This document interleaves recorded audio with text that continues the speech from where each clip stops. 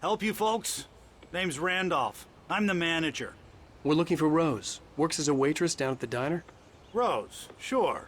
Nice girl. Who wants to know? I'm Alan Wake. The writer, huh? I heard on the radio you were visiting.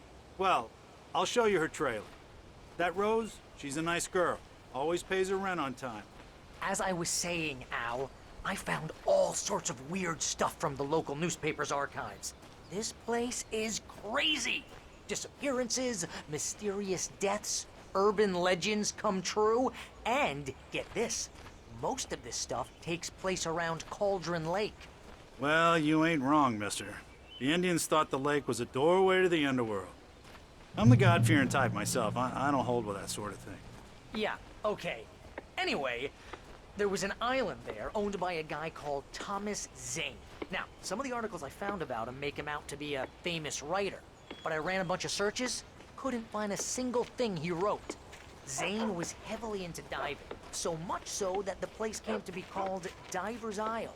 But the volcano under the lake erupted in 1970, and Zane went down with the island. Yeah, how about that? It was there in the morning, as if it had fallen from the sky. But it would take a tornado to lift something like that. We're damn lucky it didn't crush any of the trailers.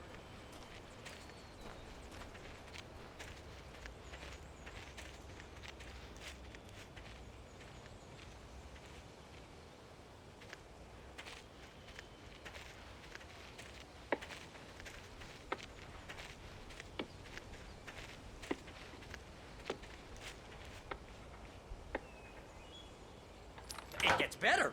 A local girl, Barbara Jagger, drowned in Cauldron Lake just a week earlier. They were lovers.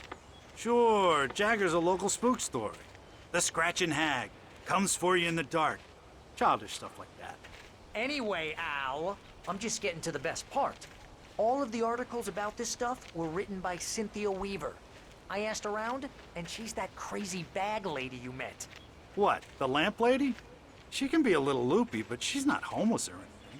Yeah, anyway, she knew both Jagger and Zane before they both died, and she had some kind of a breakdown.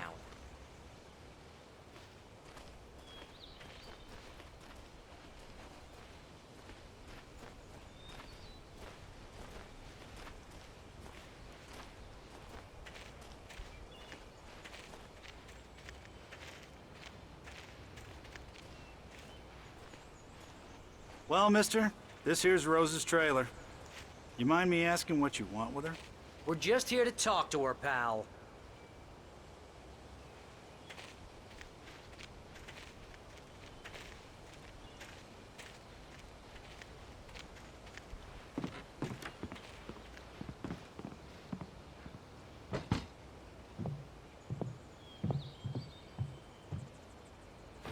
Welcome to... Oh dear, Mr. Wake. I'm so glad you're here. Rose, you have my manuscript? Oh. Oh yes. Yes. Please, come in. Hey, this is really good. Rose, Yes, my manuscript. I really need it. I understand. I know what you need. A muse to inspire you. Oh, for Barry. She doesn't have anything. Yeah, hey, Al? Al, what's... Oh... Barry! What? What?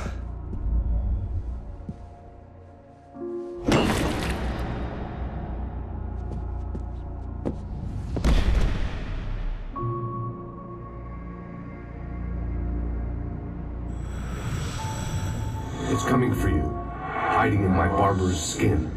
I'm too weak to stop it. You must turn the lights on. I promised I'd come visit you and your lovely wife. You must finish what you started. I insist. You must turn the lights on. Turn the light on. Back to work, boy.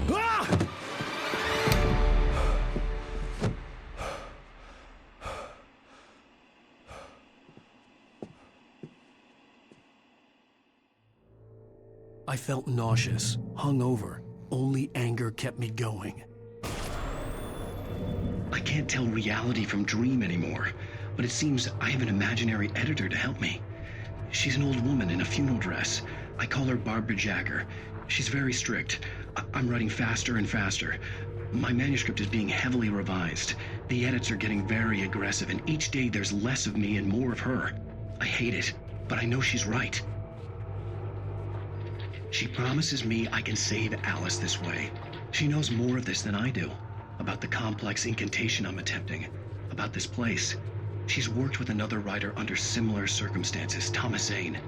The genre of the story seems to be shifting. It's turning into a horror story. I'm getting close. I can feel it.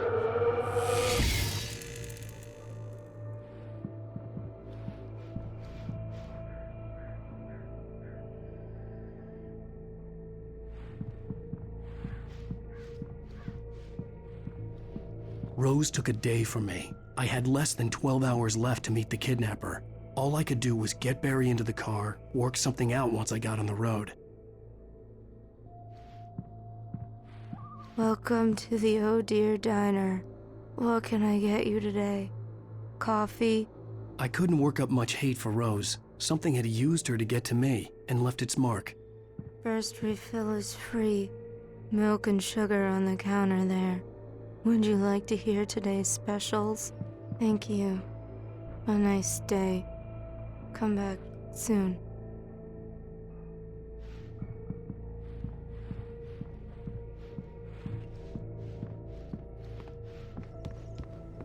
My gun and flashlight were gone.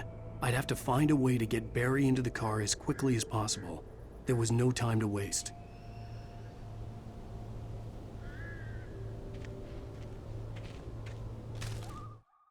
Mr. Randolph liked Rose.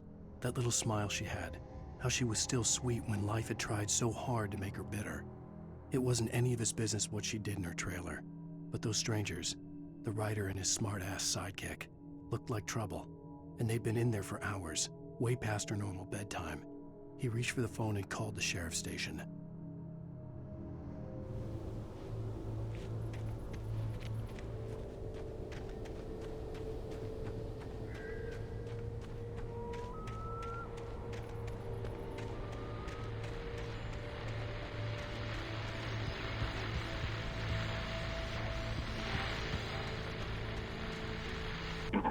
I just stepped outside to catch a breath of fresh air. Let me tell you, the weather's getting heavy.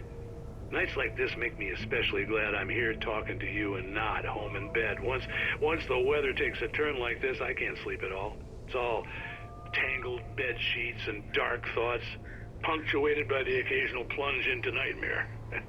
Is it just me? Well, perhaps it is. But I hope I can make the night a little bit easier to get through. Caller, you're on KBF FM.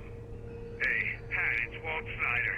What's on your mind, Walt? Well, I am the way you are, but, I can't sleep either, you know? I just been staring out the window here, trying to make sense of it all, but, I ain't been drinking either, you know? Well, you sound like a man with a problem, Walt. I had argument with Danny. You know Danny, and, then I got in trouble with the law, you know, and, I'm just, I heard something like that, Walt.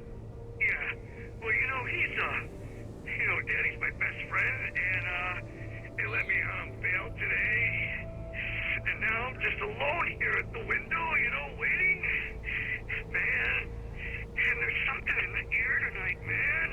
I was just outside looking up at the sky above our broadcast tower thinking the same thing.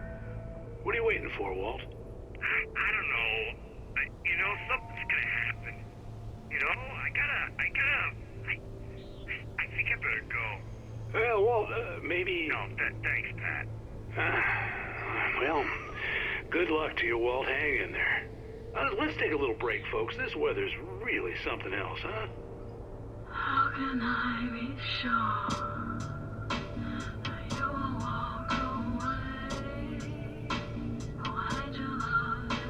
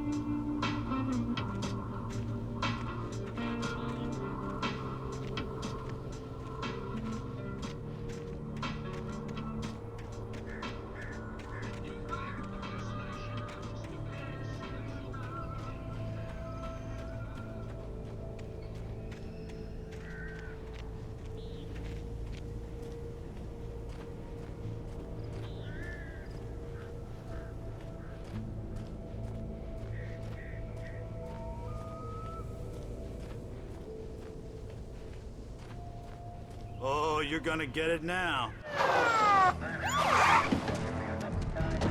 God knows what you've done to that poor girl. This is Agent Nightingale, FBI! Get him up, Hemingway! You're under arrest! You move a muscle, I'll unload right in your goddamn face! Stay right where you are, Spillane!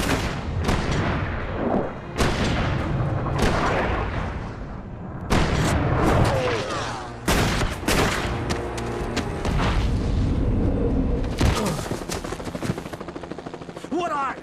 I'm standing right here, you goddamn maniac!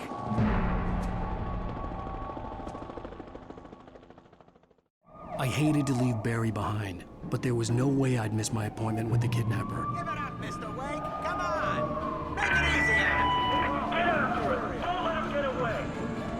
Move it, move it, move it. I'm hunting John. Let him get away.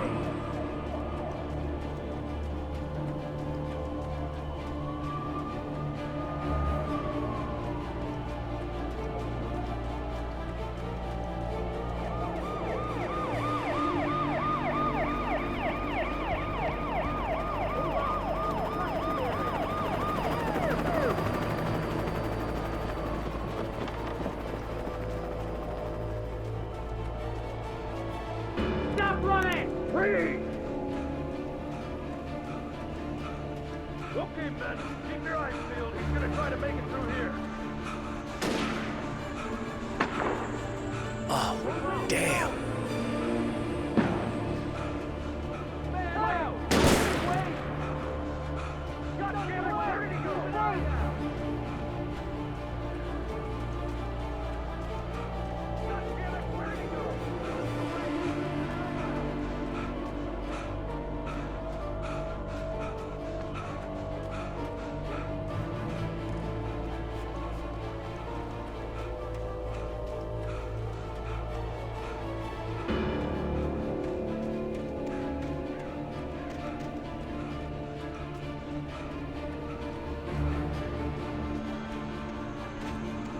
God!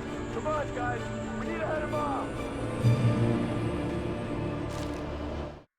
For decades, the darkness that wore Barbara Jagger's skin slept fitfully in the dark place that was its home and prison. It was hungry and in pain. It dreamed of its nights of glory when the poet's writing had called it from the depths and given it a brief, terrible taste of power and freedom. The rock stars had stirred it from the deep sleep the poet had sunk it back to in the end. When it sensed the writer on the ferry, it opened its eyes.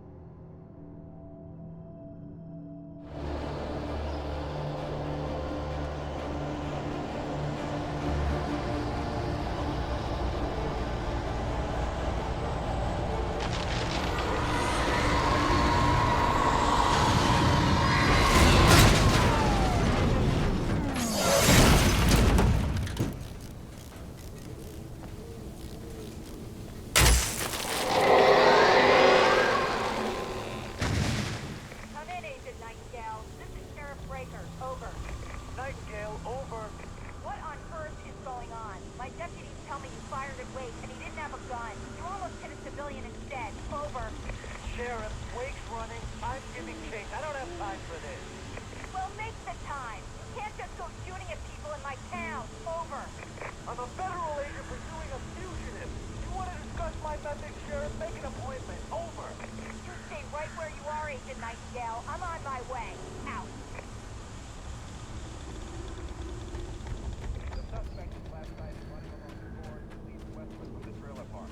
All units are advised that the suspect may be armed. Approach with caution. James out.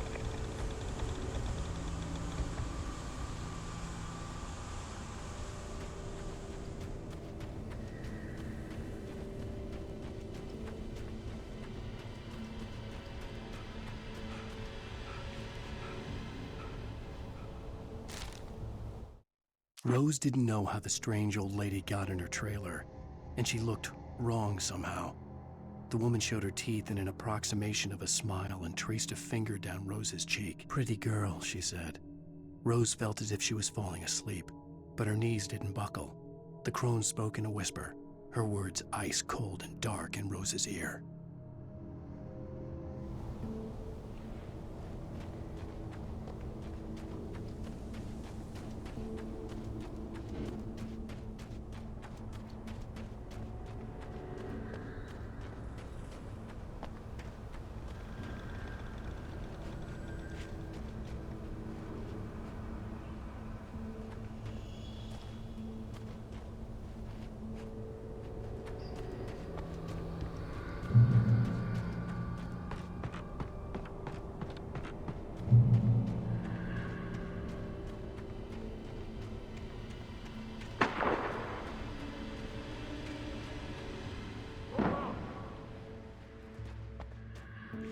Search the area.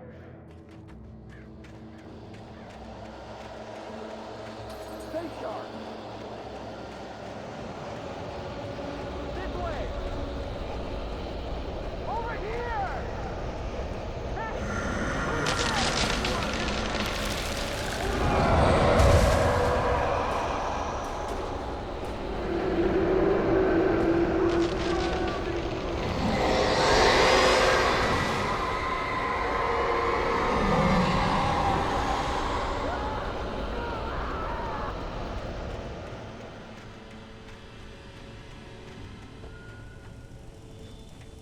This horror was everywhere I went, circling me.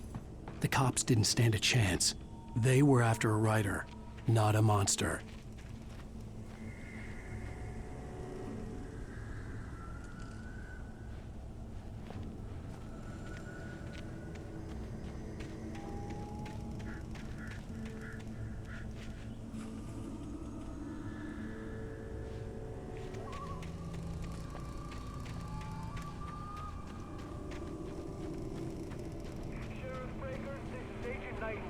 I've lost contact with most of the men you assigned to me. It's Wake's doing. Wait, are you seriously telling me that geek writer just took out my deputies? Are you kidding? I mean, have you seen this guy? He wears a tweed jacket. Over. He's the guy we're chasing. If it's not him, who then? Bigfoot? Over. I don't know yet, but I'm not in the habit of jumping to conclusions. That tends to come back and bite you in the ass. Out.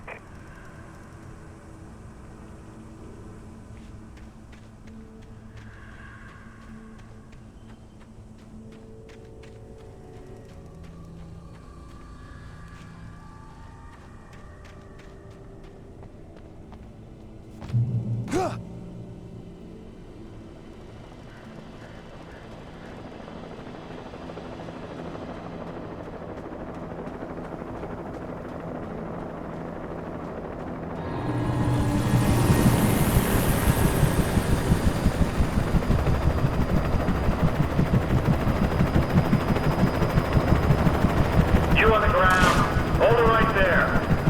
There's nowhere to run. Freeze!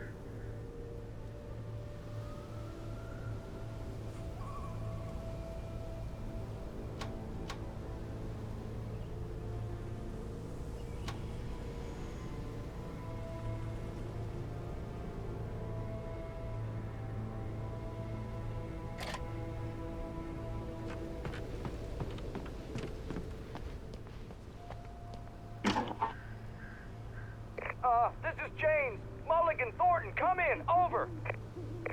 Thornton here. James, we got both Wheeler and Rose in custody. They didn't put up a fight or anything. Why, they were... Hey, what are you doing? Come on! Sit down and give me that. James, Mulligan here. Over. Go ahead, Mulligan. Over. We got Wheeler and Rose here. Wheeler's drunk or hopped up on something. Speaking of which, that Fed had a pretty distinctive whiff of Otis Scotch about him, you know what I mean. Over. I don't have anything on that, Deputy Mulligan. Over. Well, whatever.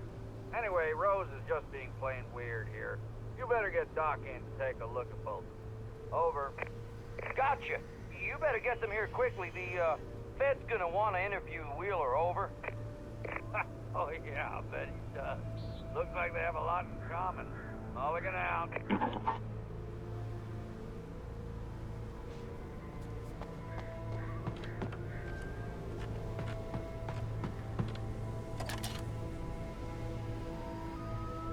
I could see the lights of the radio station in the distance.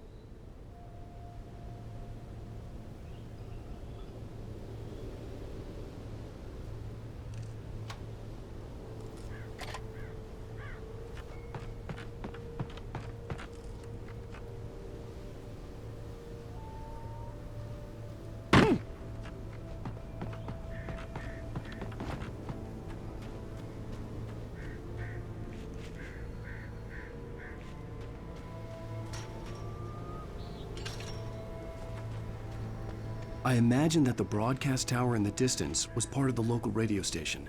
Maine seemed like a decent guy. Perhaps he could give me directions to the coal mine.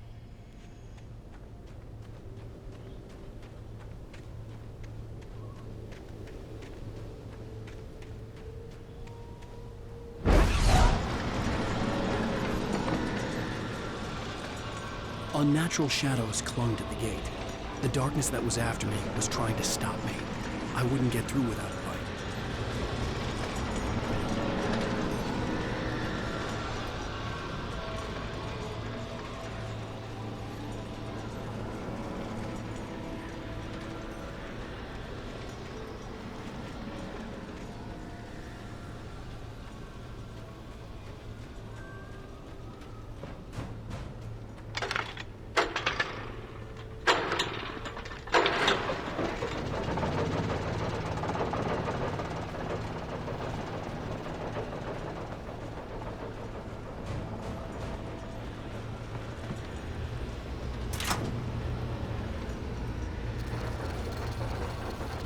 The old generator conked out. I'd have to see if I could fix it and try again.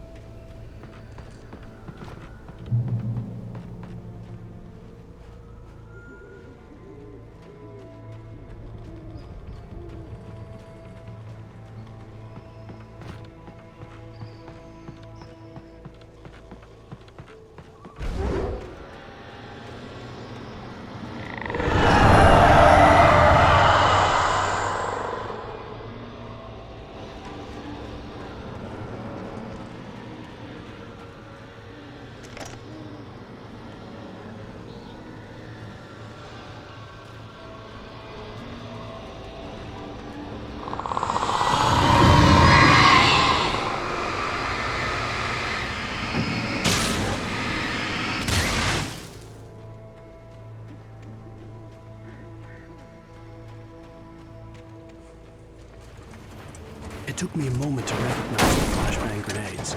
They were an ideal weapon for my situation. Team 1, come in. Over. Team 1, this is Sheriff Breaker. Report. Over. Team 2, come in. I need a report. Over. Come on, guys. Talk to me. Come in, please. Over.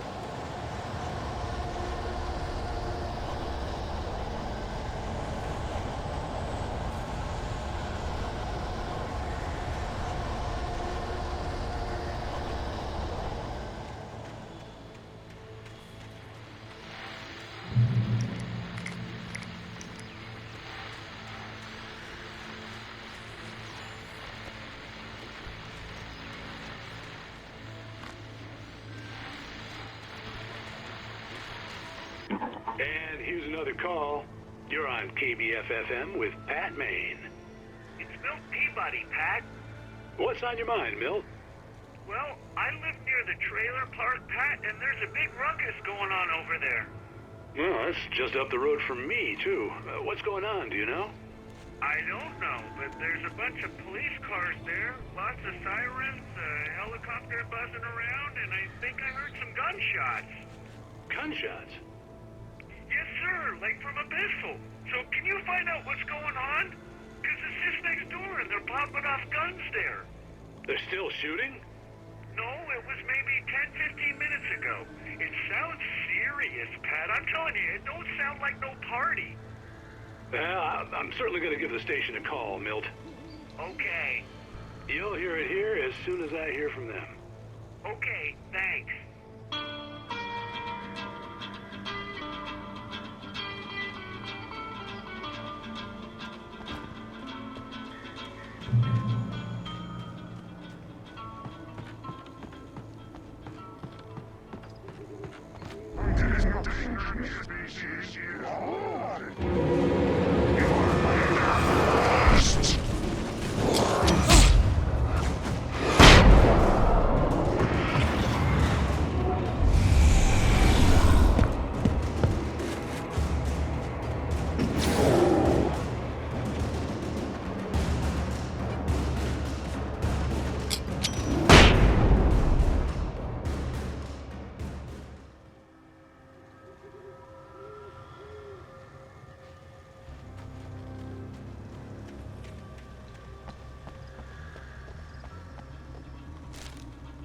Touched by the dark presence, Rose was lost in a dreamland where everything was drawn in black and gray crayons. The old lady had promised her that all her wishes would come true. She would be Alan Wake's muse. She was smiling so hard it hurt her face. She crushed a bottle full of sleeping pills into the coffee. Deep down inside, she was screaming in terror.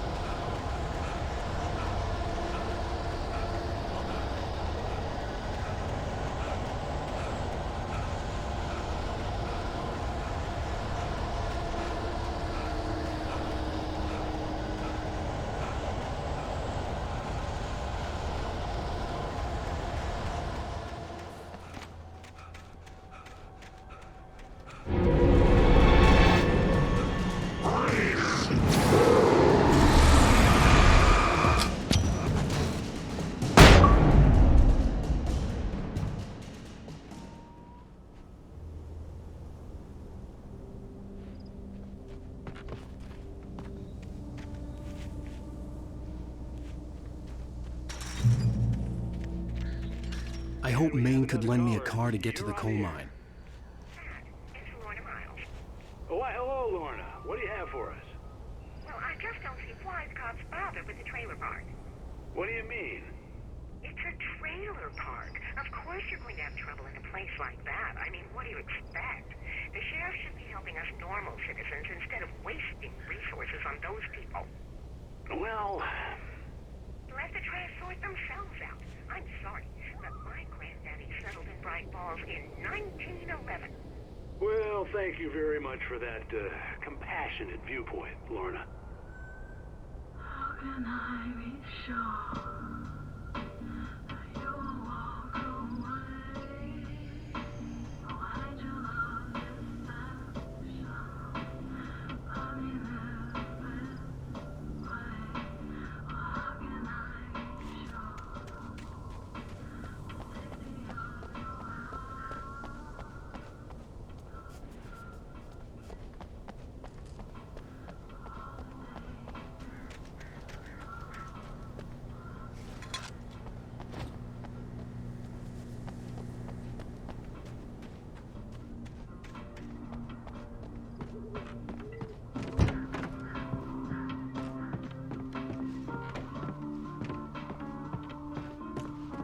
Oh, here's a little surprise.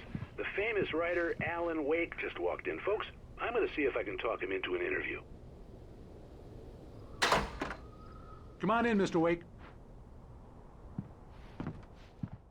Oh, I'm so glad you could find the time to do this, Mr. Wake. Nowhere to run now, Dan Brown. You back away from me. Don't hurt it. Whoa. Everyone calm down. Put the gun down. We're all friends here, right? Cool your jets, Nightingale. We got him. Judas Priest! What the hell's the matter with you? There's a civilian in there.